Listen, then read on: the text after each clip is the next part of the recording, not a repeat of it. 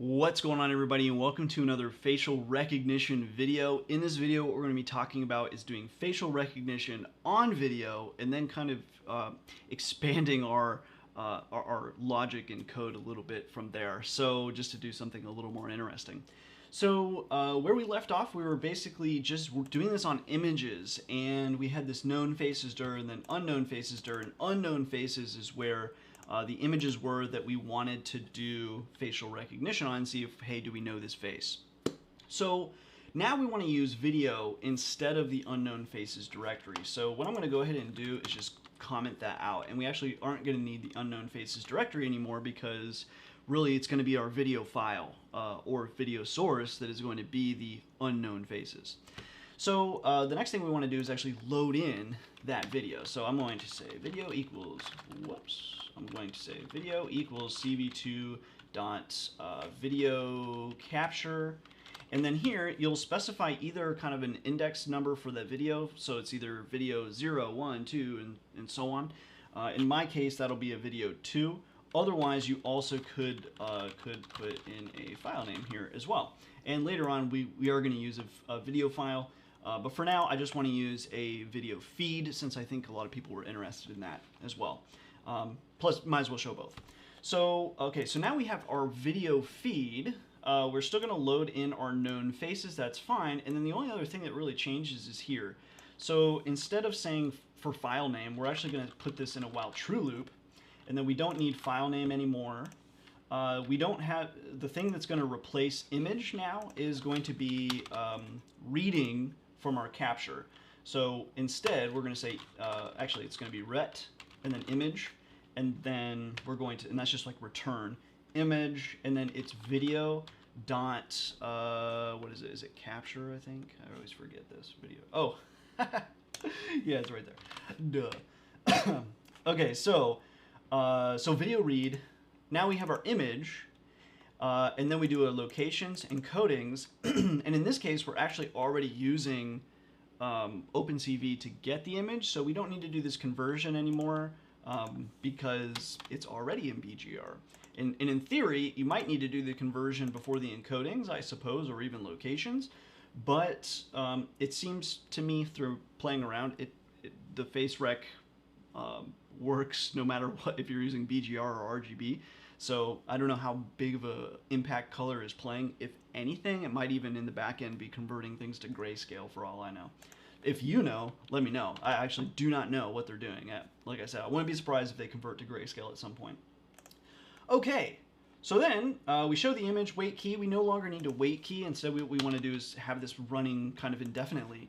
So instead, what we're going to say is we're going to throw in that kind of if cv2.wait key 1, and then this is the code for and 0 lowercase x capital F equals ord q. Basically, if the user presses the q key, we want to break. And then because I'm on Ubuntu, I guess destroy window just is what does not work on Ubuntu. So one thing that Daniel was saying was one way around this is you can just try and accept. So you can try cv2.destroy window, accept, pass, and and just be done there. Because I guess for some reason on Ubuntu this function just does not work. So very interesting. Okay, with that, I think that's everything. I've got my trusty webcam here, and let's see if that works. So let's pull this up. Here we go, and what we're going to say is Python. I've renamed this file to be videofacerec.example.py. Let's go ahead and run that. It's going to load in our known faces, which really is just my face. And as you can see, that works decently well. Obviously, as the face starts to come up a little bit more, you start to like lose the the face, but not bad. Okay, so let's go ahead and press Q, and that should be everything you want for video. From a video. Either a video file or a video feed. The same thing is going to work. You'll have your known faces, you'll look. But to me, that's a little boring because that was like 3 lines of code. So now what I want to do is take an Orwellian turn, and I'm going to say from our video, either a video capture device or a video file, because I don't really have lots of people passing by. Instead, what I want to do is I want to start labeling, giving people IDs. So imagine you running like an office building or a school or something like that, where you have a bunch of people that are commonly coming through that area. So it's very common to see common people, but it's very uncommon to see uncommon people. And then there's other places where it's a little more rare to see common people. So think about like any place we're traveling. So if it's not an employee or something like that, seeing like let's say you're at an airport, seeing common people that have no good reason to be there commonly, that's a weird thing, right? Same thing if you, depending on your office building, right? There's some places where you might have a bunch of employees that you expect to see commonly, but then if there's some new face that has no reason to be there commonly, you've got a problem. So these are kind of typical security issues that are faced by businesses and stuff like that, and even government buildings, kind of the same thing. So what can you do? Well, using face rec, we can actually do this quite simply. We can find out both of those questions. Who are the common people and who are the uncommon people? And anytime an uncommon person shows up, for example, we can find out like instantly. So so what we're going to do now is, rather than using the video capture, because I'm the only person in the room right now, we're going to use a video file that I created. So I will do my best to share this file. If I forget, someone just remind me. But it's basically just me holding up my cell phone and swapping through photos of various individuals. And actually, I don't know how many total we have, maybe 5. We've got Obama, Trump, Elon Musk, and I think maybe there's one with, I thought there was a Joe Biden one, so yeah, there's Joe Biden. Anyway, you could do this with an infinite number of photos if you wanted. This is just a quick example. I just made it purely for debugging purposes. So now what we're going to do is, rather than loading in the webcam, I'm going to load in that video. So what is it? Face rec video.mp4. So that's all you have to do, because that video file is local to where I'm working. The next thing is, we want to actually, rather than doing really anything else, what we're trying to do is assign IDs to people. So we don't really care about names anymore. We're going to be working on IDs. Later, if you wanted to actually name these individuals, you just have a dictionary that maps IDs to names. But that's not really what I'm going for at the moment. So instead, what we're going to say is we're going to load in known faces and known names. The other thing we're going to do is, because we're working in IDs, so known faces right now has names, but soon it's going to have IDs. So instead, what I'm going to do is I'll make a copy of known faces just in case, and then I'm actually going to delete everything in known faces. So right now we're starting clean slate, but later this will have IDs in it. So I'm going to minimize this, and inside those IDs, rather than having images, now we could save an image. So when you grab the location of the face, you could do, it's ROI. I can't remember if it's region of interest. I think it's region, whatever it is in CV2, it's ROI. You could grab that and then save that in the directory. That way later, if you are doing like some debugging or something, you could see like who is this person actually, like show me a face of this person. And then later you could compare that face to a known database of people. So again, if it's an office building or something, you've got headshots of all the individuals for their IDs or whatever the case. You could very quickly label all those individuals when necessary. So we don't need the image anymore for now, though. So we're going to do that. The encoding, and instead what we're going to do now is we're going to save the encoding, because again, we don't care about the image so much. So having the image, then encoding the image, just kind of makes the upstart time take a while. So instead what we're going to say is encoding, rather than equaling that, we're actually going to say encoding equals, and we're going to import pickle. I don't think we have yet. Yeah, import pickle. And what we're going to do is import pickle, or encoding equals pickle.load, and then we're going to load the open of file name, and in fact it should be for name in os.lister, for file name in os.lister.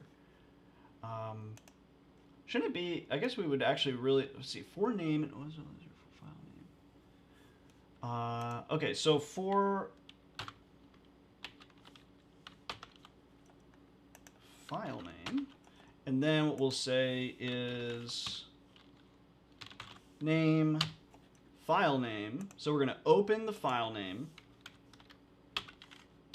I'm pausing on that for a second because I'm pretty sure I've used just open file name and that worked, which is odd to me that Pickle would do that successfully. Anyway, I'll have to come back to that. So I'm pretty sure it worked, and that doesn't make any sense. Anyway, so we want to open that file, and we want to RB. So that will be our encoding object, and instead I'm going to comment this one out as well. Okay, so now we have the encoding, and what we want to do is the known faces. We append the encoding, and then here, known names, we append the name, which again, in this case, is going to be an ID.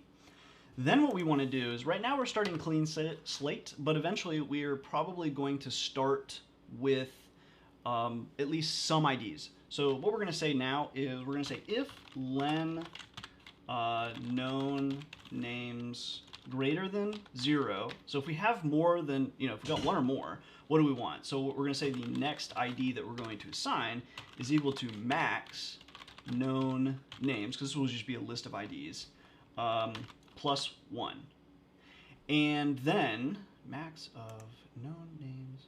I can't really decide if encoding name. This might also need to be an int. Now that I'm thinking about it, I think we'll do that. Let's see if we get away with that. And then else next ID will start at 0. Cool. So now what we're going to do is we load in, all this stuff comes in, we're iterating, and then basically the only thing that really now needs to change is if true, we made a match. If we didn't, right, we're going to say else. What we need to really know is, what's the next ID. So we're going to say match equals string next ID, and then we want to say next ID plus equals 1. And then like all this stuff is stuff we actually just want to do regardless, right? So we're actually going to untab over all those things. And I think the rest of this remains. So I'm trying to think here if we screwed anything up, but I think the easiest way to find out is to just run it. So let's see what happens. Surely we get at least an error. Yeesh. Okay, so where's our cb2.im show? Here it is. So instead, we'll just we'll just make this empty quotes. This is the video title, by the way, and we were putting file name there because we wanted to show for the unknown faces file name, but we don't want to do that anymore because we don't have unknown faces. Let's see what happens this time. Okay, so this time we are getting constantly a new ID every single time for that face. So let's go ahead and quit. And what we did not do is, what we need to do is append. Right, we need to do way more things here. So the other thing, I don't think we saved any. So we forgot a lot of things. I don't know why I thought that was ever going to work. Okay, so we do the next ID, but then what we need to do is known names. We're going to do dot append match, not next ID. Otherwise, we'd continue raising that up. Clearly, I just need a lot more coffee this morning. Known names, and then known underscore faces dot append. And in this case, for face, so this would be face encoding. So we'll save those two things, and then what we want to do is save, now that we've got this new encoding, and it's only when we have a new encoding. Later you could save more, and I'll talk a little bit about some of the logic I thought of to like add more faces. But for now, we're just going to save the first new face encoding. So we're going to say known faces append face encoding, which also might be kind of sloppy. You almost might want to wait a little bit because like the first face it finds, it's like a sliding face in this example, for example. And that's probably not the best face for encoding, but anyway, known faces append face encoding. Now what we're going to do is os.makedir. And again, I'm using f-strings. I did ask, so people had a good point about the backslash, but does not, I always thought the / still worked in Python for me on Windows. Like if I was giving / file names, I'll have to go back to Windows and see if I'm incorrect there. But anyway, if you're on Windows, I guess use the backslash. I don't know. And actually it would be the double backslash. Okay, known faces dir slash os.make dir, and then we have a new index, which is going to be the match. So we make that directory, and now what we want to do is actually save that encoding. So that would be pickle.dump, and then we will say, and so like this is a perfect example of why I like kite. So now it's not there for me. There we go. I always forget the order. Like, do you dump the file name first? And because I'm pretty sure in NumPy you save the file name then the object. I could be wrong on that as well. But I always forget which one comes first, and it's just super useful to have kite here to tell me, no, it's the object first. Right? So yet again, another shout out to kite, the best autocomplete ever. So object file, so too busy being enamored with with kite now. So we're going to dump the face encoding, and then the file name is going to, or the file rather, is going to be open. And again, we're going to just do an F string for known faces match bloop. And in this case, I think what I would say for the file name, you could just say match. You really could. Like you could say match.pkl, and then what we'll say is WB. But I think what I want to do is prepare us for the possibility later of saving multiple encodings. So what I'm going to do instead is we're going to import time, and then we're going to come down here, match, and then I'm going to say dash the int value of time.time. Cool. So a really long file name, but basically all we're doing is we're just saving the match and the time of when. So the match is encoding and when was that. And that's it. So, okay, so we've got all that, pickle dump. So now we have saved that, we've appended it, and I think we're ready. Let's try again. We can either review our code or just run it and fix the errors as they come.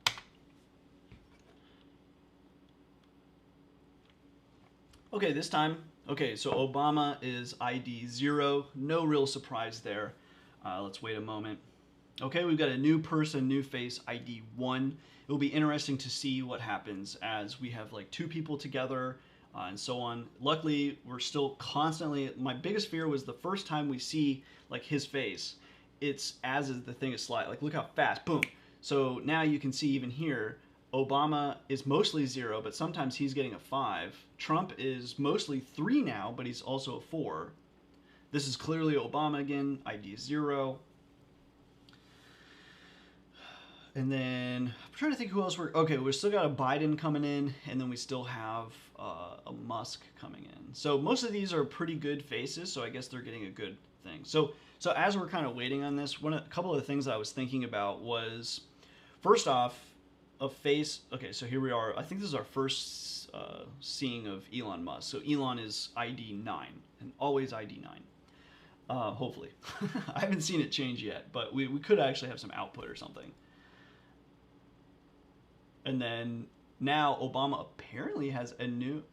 Okay, so figure once it comes into focus, is like, okay, it's a 0, and then Biden is an 11 apparently. But every time it goes out of focus, Obama is like new people. That's interesting. Hold on, let's close this, and I forget what our tolerance was. What did we set that as? 0.5. Let's try to set. Let's give it a little more. We're gonna say 0.6. So make it a little more tolerant at recognize, because look at this, we got 17 IDs. Let's close that. So one option we have is you could either increase or decrease the tolerance. So let me explain. Let me run this while I explain. So one option we have is to have a pretty open tolerance. So let's just see how much this changes, how many IDs we wind up getting. Let me see if this actually is popping up. At risk of pulling up OBS in an infinite thing. No, cool. So, okay, so far we just have the two, oh wait, you can't even see it. The two IDs. Now can you see it? Let's see, yeah. So we just have the two IDs. It seems to be doing a little better at least, so that's good. But we actually got a few new ones. Now, those are just like moments in time. So one of the things I was thinking of is the face detection aspect of the face recognition kind of package. The face detection is really good.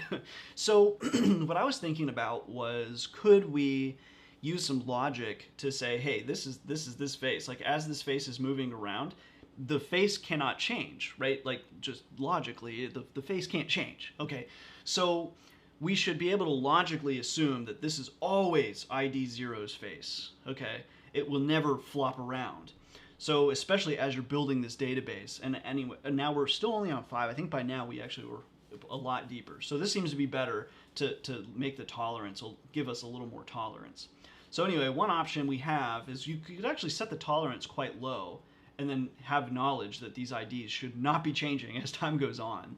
And then every time you see a new face or a new version of the face, also just as note, with the tolerance at 0.6, we can see we're having really no trouble identifying either of these people as that, well, Biden bounced around a little bit, but it at least did a better job.